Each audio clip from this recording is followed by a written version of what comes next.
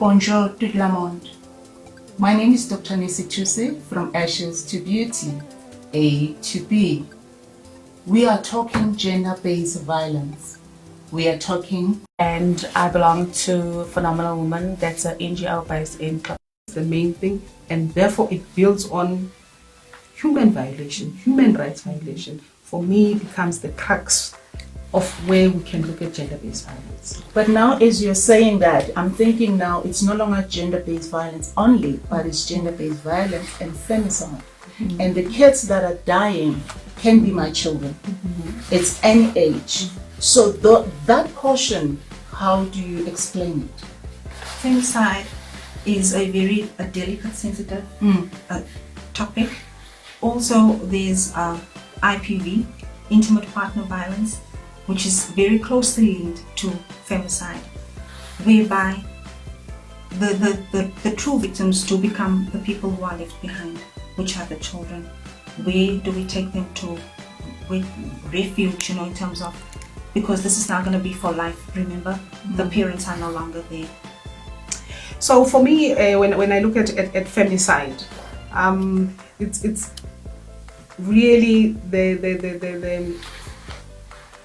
pain, the hatred, the power that one feels I can take over someone's life, and this person being the person that at one point you declared love to, and saying, this person, I love this person, I declare that I will protect, I will nurture.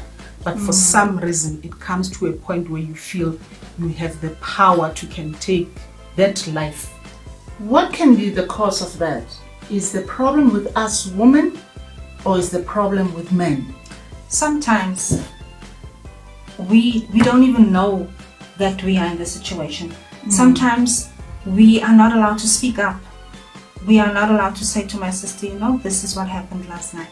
So it's uncertainty in most cases, until maybe you hear it or you see it on the news and it's like, this is what I'm going through, or this is what's been happening to me over a period of time. Sometimes not the freedom to say, that's me, just in your own voice, that's me, because of stigma, because of he said, she said, sometimes the positions that we carry in society. Maybe I'm a teacher, maybe I'm this person everybody looks up to in the commonplace that I love. Not that I do something specific, but people just think they have this concept of me that I have everything together, and yet I must raise my hand now and say I'm a victim of gender-based violence. I believe in some cases as well, it comes from the men's side. Family history of being in an abusive household. Perhaps the father was abusive in that house, and he had to go through that with his mom, and then it's like a generational thing. So he never dealt with it. He never got assistance in that regard to get counseling, and then it continues. It just continues. Because there is research out there that looks at the concept of when a victim becomes a villain. Because you were abused, you then in turn become the abuser. Because of your socialization, how things were done, and therefore you then become the perpetrator. So it is true to say even a woman can do that because you have been abused and you don't know better. You then abuse the next person because that's all that you know. The type of love that you think that is love, that's all that you know. You don't know better. We are finding ourselves in this problem of gender-based violence, and we don't even know who to blame or how to blame, as you said. I'm this person, and I'm even afraid to raise my hand and say, me too, it's happening to me. If anybody finds themselves in this position, what is the first thing that they need to do in order for themselves to be ready to get out of this relationship or out of this abuse? Many times you find yourself in a situation, but you are not ready. So the readiness, the acknowledgement, and admitting All right. that this is happening to me or this is what I'm going through. So we'll say the first step is to admit that you're in trouble. True. That would be the very first step. Mm-hmm. It's really speaking out, but like she says, you sometimes don't know. I've got a story that I can think of. Yeah. Of a young woman who receives flowers from a partner, and it's not her birthday. She says, it's not my birthday and I received a bunch of flowers. It's because yesterday he slapped me and I received flowers again. It's not our anniversary. It's because he punched me. Right. And today I'm receiving flowers and they're on top of my coffin. So it is that socialization to say you don't know. You think that's how things are done, and becomes a building block of acceptance and unacceptance. Hence I say, speaking out, finding those safe spaces where you can communicate and saying, these are the things that I see. Is it normal? It can be common. It does not necessarily mean it is normal. Yeah, because some of the stories they will say, I knew about it, but I do not know where to go. Do you guys have places, or can somebody say, at least there's a place that I know where I can go to if I run out of this house? We are very blessed to have in our community, to be able to work hand in hand with our local police station, whereby it has been identified to say that gender-based violence is escalating within our community, and we need to have safe spaces, places where women can voice, and also to enable us as law enforcement to start tackling this issue. So where we are from, the local police station actually wants to partner with us and also stakeholders in and surrounding areas in Eldorado Park, whereby we can work closely together, get the necessary referral. So when you say partner with us, who is us? Like I said, the stakeholders, like your support, your counseling, psychology, social work, to get to network all these resources, and find like a step by step. When this happens, this is whom we speak to, and we follow up, we follow through, because what happened in the past is like these things tend to fall through the cracks, or they just disappear into thin air, and we don't really know from cradle to grave, from grassroots level, as to say, where did this end? Did we really do the full? Did we really do the full job? Has everything been done in a specific way? So, police want to come on board, but it's just that we need manpower. So we are blessed to be able to have that relationship with our local police station, whereby we can work hand in hand, starting to tackle the situation head on. Nabantu, tell us about the NPO. You said you are from Africa? Africa Dignity, Skills and Development. So what do they do? We do not believe in the word of support group, because it means people have to identify that I need support. So this is open to anyone in the community, where we bring people together and we discuss issues. And we really don't even start on gender-based violence, because just that word, it labels people, and therefore other people feel it's not for me. So we open it up to say we're going to be discussing issues. And out of these issues, because we are touching on very sensitive issues, the victims will come out of those discussions, because it's an open and a non-judgmental space where people or a group of women discuss the general issues that they are facing on a day-to-day in their community. And from then onwards, you are able to unpack, when it comes to gender-based violence, to say, what are the signs? What are these things that we are seeing in the community? What are we seeing with our young women? What is happening? If you look at the news, you look at social media, we are hearing of young women that are killed by their partners. Where does this stem from? What is the cause of that? You discuss those issues, and these are based on how people see things, because in those spaces, we tell them there is no right or wrong answer. We just want to hear the different views, and things would come up. It's because of socialization of young boys, it's because of poverty, it's lack of education, it's unemployment, it's a whole list of things that come up. But all these things become the building blocks, and then you look and saying, what are the root causes. What are the contributing factors? Because the contributing factors, it's a whole lot of different things depending on the individual. And how these then manifest in the types of abuse that we see.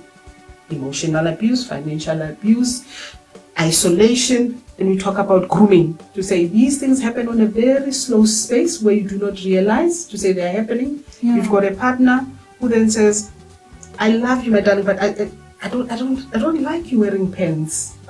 You know, I prefer you to wear this, and they start changing you, they start grooming you. I don't like your friends, and they start isolating you. So those people that are grooming, is it your partner? Is it your relative? Who are they, and where are they? It's normally a red flag in a relationship. That's one of the red flags that you'll notice once you start dating someone that is an abuser. That's one of the red flags. It'll start slowly. But in most cases, then you find women, they're not able to read those red flags. For them, that is love. This person takes care of me, they are nurturing, they are providing for me, and it escalates to a point where it becomes, women find it difficult to leave. And they'll voice out different reasons. If I leave, where do I go? I can't go back home because I'll be told I'm a returned soldier. Yes. My friends are going to laugh at me. I failed in my marriage. What am I going to do with the kids? This man is paying school fees. We are given shelter. Where am I supposed to go? So there is that limited knowledge of resources that are available. And it is in working with the various stakeholders where you bring these resources available to the public and say, there's the police, you can report. There is social workers that will assist you. They will place you in a shelter. They will make sure that the kids go to school and you get counseling and you are able to be assisted to can stand on your own. Even to include your family in them understanding why you need to leave the marriage because of your own Because safety. that's where I was going to say, now I've got this help, which is a one-day thing. I'm going to the police, I'm reporting. Then what after that? I'm not working, I'm not educated, I've never even worked before in my life. What's going to happen to me? Hence we're saying, working with the various stakeholders, you are able to pull all those resources together. You find out to say what is lacking, what is missing from this woman's life. Where does she need the assistance? Because in most cases, we try and remedy without understanding to say, what does this individual actually need? We want to bandage the wound without understanding to say, what is it that the woman needs? So we create those spaces where the woman is able to reflect and be able to can find what help I need. And all of that is a starting point. Even just talking, it's a starting point that will build towards leaving this abusive relationship and seeking better interventions. Is it possible that us as women, sometimes we are the spike of this gender-based violence? I am well educated, I'm earning more than you, then I spike it in my house. Is it possible? There are such instances where Right. it happens. Can we say inequality in relationship or Yes, in a marriage? yes. There are instances where it happens. And remember, women have they are very privileged these days in terms of opportunity, in terms of, like you've mentioned, salary, in terms of voicing, making their opinions known, in terms of speaking out. So the factor is there, but in terms of spiking it, not a proven fact. It's just that women are rising in that regard. Women know what they want in life. And somehow it seems like men feel that they are left behind or not acknowledged. So there's a bit of a power struggle. So a little bit of my power has been taken away. But not to say that, that is a concrete proven fact. It is there, it exists in a relationship many a times. From the research that is out there, there is evidence to say there is a, what is the word? It's not a cause, but it's a contributing factor. It's a contributing factor, but it's not a cause. So there are those opportunities, like if there's intimate partner violence, it increases gender-based violence. If there's income disparity, it increases gender-based violence. If there is a difference in the education levels, it increases gender-based violence. So that tells you to say, just because someone has got a higher education, it does not stop them from being abusive. Yeah. Just because someone earns a lot of money or less money, Yes. because there is this notion to say a man who is unemployed is violent. Just as equal as a man who is employed can be violent. So those are contributing factors, but they are not the cause. Yes. Yeah. Okay. So we're still talking. We are still talking gender-based violence. It must stop. It is happening everywhere and anywhere. I want you to look at the camera and talk to that somebody at home. Tell them, if you find yourself in this situation, how do you get out? If you find yourself encountering such events, how do you even help your sister, your sibling, your cousin, including your community at large? Our bodies are very amazing. They speak to us. Do research, ask questions, watch television, get information, identify. And the first thing that we can do is be honest to ourselves and acknowledge and say, that is me. Get help.